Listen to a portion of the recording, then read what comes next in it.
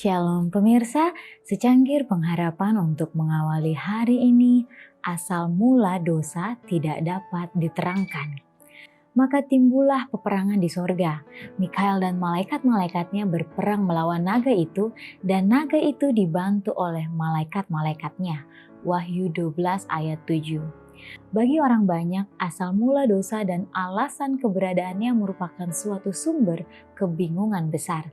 Mereka melihat pekerjaan si jahat dengan akibat-akibatnya, bencana dan kehancuran yang mengerikan, dan mereka bertanya-tanya bagaimana semua ini bisa terjadi di bawah pemerintahan dan kedaulatan oknum yang tak terbatas dalam hikmat, dalam kuasa, dan dalam kasih. Suatu misteri yang mereka tidak temukan jawabnya. Dan dalam ketidakpastian dan keraguan-raguan, mereka dibutakan terhadap kebenaran yang dinyatakan dengan jelas oleh firman Allah, sesuatu yang penting bagi keselamatan. Dalam keadaan bertanya-tanya mengenai keberadaan dosa, ada orang yang berusaha menyelidikinya di tempat di mana Allah tidak pernah menyatakan, karena itu mereka tidak menemukan jawaban kesulitan mereka itu. Dan orang-orang seperti ini yang disadari oleh sikap ragu-ragu dan suka mencela membuat hal ini sebagai suatu alasan untuk menolak perkataan Alkitab.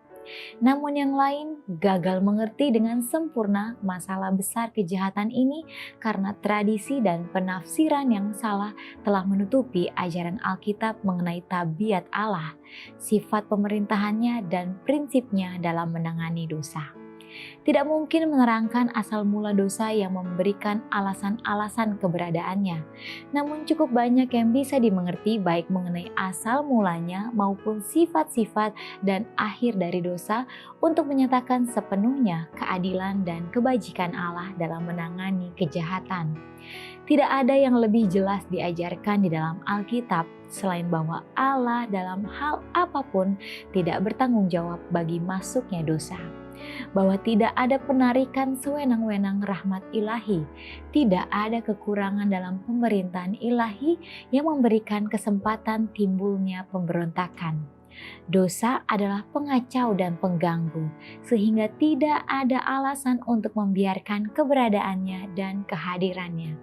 Dosa adalah sesuatu yang misterius dan yang tidak dapat diterangkan dan dipertanggungjawabkan.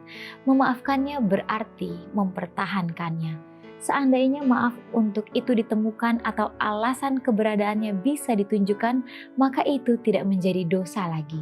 Definisi kita satu-satunya adalah yang diberikan di dalam firman Allah.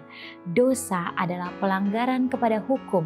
Dosa adalah sesuatu yang bekerja di luar prinsip, yang berperang melawan hukum kasih yang agung yang menjadi landasan pemerintahan ilahi.